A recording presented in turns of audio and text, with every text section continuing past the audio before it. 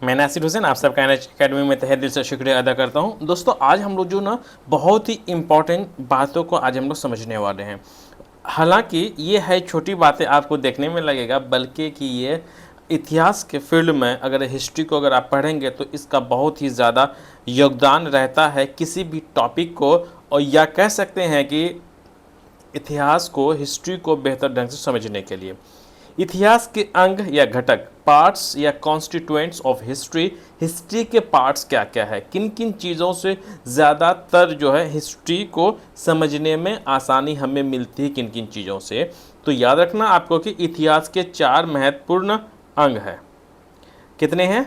उसके 4 महत्वपूर्ण अंग है। वो कौन कौन सा? एक, काल या समय, व्यक्ति, स्थल या स्थान एवं घटना। यही 4 ऐसी चीज़ें हैं, अगर आप इन सब को कॉन्सेप्ट्स को अगर आप समझ गए तो आपको हिस्ट्री को समझना बहुत आसानी होती है। बीपीएससी नहीं बल्कि आप यूपीएससी का देख लें, या फिर अदर पीसीएस एग्ज़ाम, या फिर कोई ऐसा गवर्नमेंट एग्ज़ाम जहाँ पे हिस्ट्री से सिलेबस में है, तो उसको भी समझने के लिए वो ये भी क्या है, बहुत ज़रूरी सबके लिए।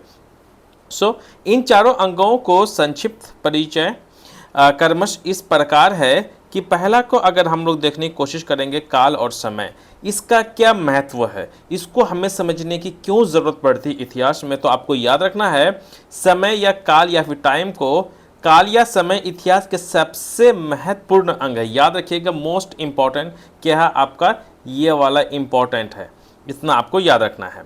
उसके बाद यह कब, वेन का जवाब देता है। मतलब इसका मतलब ये होगा कि जब कोई चीज़, जब घटना, जब कोई चीज़ हो जाती है, कोई कहता है कि फलां बात है, फलां बात है, कि इसका मतलब ये है, तो जिज्ञासा होती कि यह कब की बात है। इंसान कोई जब कुछ हो जाता है तो बोलता नहीं है कि ये कब की बात है, तो कब की बात जो हमारे किसके, वेन या फिर कब की बात बताता है, टाइम को बताता है। इतिहास के काल समय को समझने के लिए ये महत्वपूर्ण ज़रूरी है कि हमें इतिहास का काल या समय इस जिज्ञासा का समाधान करता है कि वो चीज़ें कब हुई। इतिहास के लिए आवश्यक है कि वो काल नो कर्म व तिथि परक हो। इसका मतलब ये हो रहा बिल्कुल ये किसके हो, बिल्कुल ये टाइम के साथ हो, टाइमली होनी चाहिए, टाइमलाइन होना चाहिए, ताकि कि आप तिथि को, तारीख को, दिनांक को बेहतर ढंग से आप समझ सकते हैं। यदि यह ना हो तो वो कपोल कल्पित होगा। इसका मतलब हो जाएगा, यूँ समझेगा, आपको कन्फ्यूज़न बहुत ज़्यादा क्रिएट होने लगेगा। ऐतिहासिक तथ्य नहीं, अतः काल निर्धारण एवं तिथि परकता इतिहास का महत्वपूर्ण हिस्सा है। इतिहास के लेखन एवं पठन पाठन में विश्वसनीयता के लिए समय का निर्धारण आवश्यक है। इसलिए time is very very important, ताकि कि कोई भी चीज़ को आप आसानी से समझ सकते हैं। तो जैसे कि अगर मैं बात करूं कि वक्त की, टाइम की अगर मैं बात करूं, तो अगर 1526 में जैसे कि पानीपत की लड़ाई हुई थी, तो अगर इंसान के बोले कि पानीपत की एक ऐसी लड़ाई थी जहां पर दिल्ली सल्तनत का खात्मा हुआ और मुगलों का दौर शुरू हुआ। ये कब हुआ? तब 1526 में। तो ये जब 1526 देते हैं ताकि कि हमें इस बात का पता चल जाएगी ये बात कब की हो रही है। अगर हम लोग बात कर लें अब आगे की, दूसरे नंबर की अगर मैं बात कर लूँ, वो है 2 नंबर पे व्यक्ति या पर्सन। व्यक्ति इतिहास का दूसरा महत्वपूर्ण अंग है। याद रखना आपको, क्या है? व्यक्ति जो है इतिहास का दूसरा महत्वपूर्ण अंग है। यह कौन का जवाब देता है, मतलब कौन का जवाब देता है जब हम कहते हैं कि फलां बात है, तो उत्सुकता होती कि यह किससे संबंधित। इसका मतलब अगर मैं बात करूं कि अगर मैं बोलूं कि एक ऐसा शख्स था जिसने कि 1526 में दिल्ली सल्तनत का खात्मा कर दिया, तो वो कौन शख्स था, वो कौन पर्सन था। तो यहाँ पे हमें इस बात का क्लियरिफाई होता है कि हमें उत्सुकता होती है, हमें एक्साइटमेंट बहुत ज़्यादा होती है, हमें इस पता करने के लिए कि वो इंसान कौन था। तो इतिहास के लिए आवश्यक है कि उसमें व्यक्ति का वर्णन हो। इट मीन्स दैट कि जैसे अगर मैं बोलूं कि इतिहास, देखिए मैं एक चीज़ एग्जांपल लेकर के आपको मैं समझाने की कोशिश कर रहा हूं कि 1526 में है ना, कि एक ऐसा इंसान था जो कि दिल्ली सल्तनत को उखाड़ कर फेंक दिया और मुगलों का क्या कर दिया है, इंडिया में, भारत में इसकी स्थापना कर दिया। तो वो कौन है, कौन है, तो हमें जानने की बहुत ज़्यादा क्या होती है, एक्साइटमेंट होती है, उत्सुकता होती है। तो इन्हीं सारी उत्सुकता को समाधान करने के लिए तब उस शख्स का, उस पर्सन का, उस व्यक्ति का नाम लिया जाता है जिसका नाम रहता है बाबर। आ रही बात समझ में? इससे हमें बातें पूरी तरीक़ा से समझ में आ जाता है। इतिहास के लिए आवश्यक है कि उसमें व्यक्ति का वर्णन हो। तो व्यक्ति का इतिहास का पात्र कहा जाता है, मतलब यूँ कह सकते हैं कि कोई भी फिल्म का कैरेक्टर हीरो होता है। अगर मैं बोलूँ जैसा मूवीज़ हम देखते हैं, तो अगर मैं बोलूँ कि कोई मिल गया, एक मूवी आई थी बड़ी अच्छी मूवी, तो कोई मिल गया में जो है ना, वो हीरो जो है ना बहुत अच्छा एक्टिंग किया था। अब हमें दिखता, और जिसने भी अगर ये मूवी नहीं देखी होगी तो उसे सोचेगा कि यार कोई मिल गया में कौन हीरो है। अगर हमें जब पता चल जाता है कि अच्छा उसमें ऋतिक रोशन था, तो तब लोग सोचता कि हाँ वो तो अच्छा एक्टर है। एक मैं एग्जाम्पल लेने की, समझने की मैं आपको समझाने की कोशिश कर रहा हूँ। व्यक्ति को इतिहास का पात्र कहा जाता है, मतलब कैरेक्टर कहा जाता है कि उस फिल्म का वो हीरो है। इसीलिए इतिहास में जब भी कोई घटनाएं होती हैं तो वो जगह का भी नाम होता है, वो समय भी होता है, और उस पर्सन का भी नाम वहाँ पर ज़रूरी हो जाता है। तभी हमें पूरी बातें समझने में आसानी हो जाती है। कौन सा व्यक्ति ऐतिहासिक पात्र होगा, इसका निर्धारण इतिहास वेत्ता करता है। सामान्यतः इसका मतलब ये हो गया कि हम किसके बारे में बोलें। हर इंसान हर किसी के लिए नहीं कह सकता, क्योंकि इतिहास में तो लाखों करोड़ों अरबों लोग आ चुके हैं। क्या हम अरबों लोगों के बारे में हम बात करेंगे? नहीं, हम उसी के बारे में बात करते हैं जिन्होंने ऐतिहासिक काम किए हैं, जैसे गांधी, नेहरू, टैगोर, ऐसे आदि बहुत सारी चीज़ें हो सकती हैं। अब हम लोग आगे समझने की कोशिश करेंगे, वो है आपका कितना, तीसरा नंबर पर है, वो है आपका स्थल, स्थान या फिर प्लेस, वो जगह। स्थल इतिहास का तीसरा महत्वपूर्ण अंग है। याद रखिएगा, ये कितना, तीसरे नंबर का महत्वपूर्ण अंग है।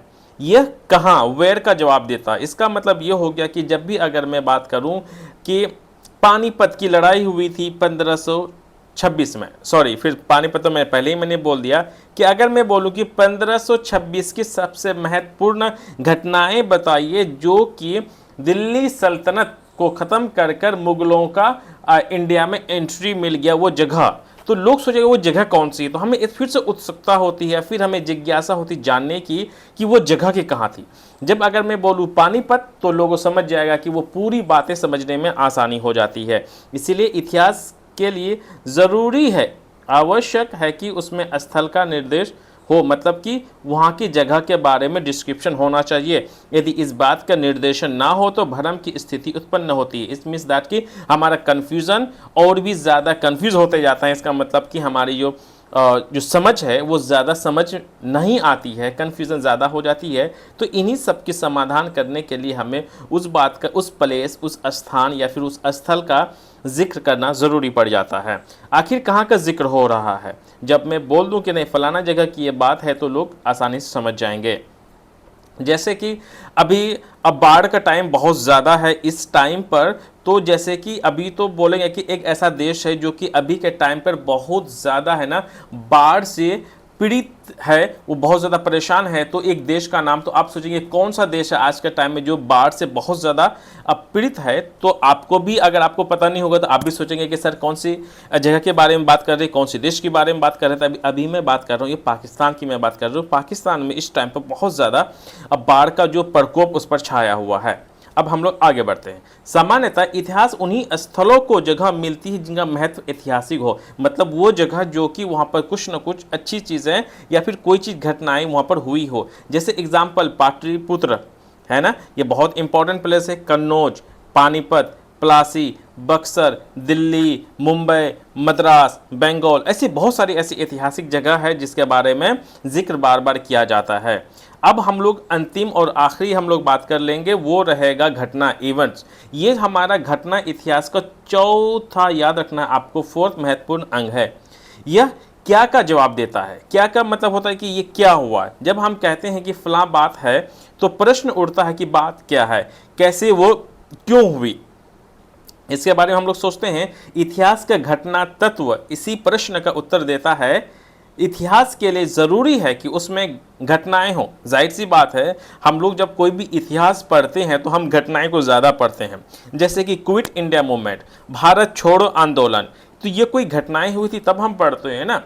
अगर मैं बात करूं कि जब गांधी जी अगर अपना सत्याग्रह चलाने के लिए अगर बिहार ही नहीं गए होते, मतलब बिहार में जब किसानों को अंग्रेज परेशान ही नहीं करता, वो घटनाएं ही नहीं होती, तो हम गांधी जी के बारे में जानते ही नहीं।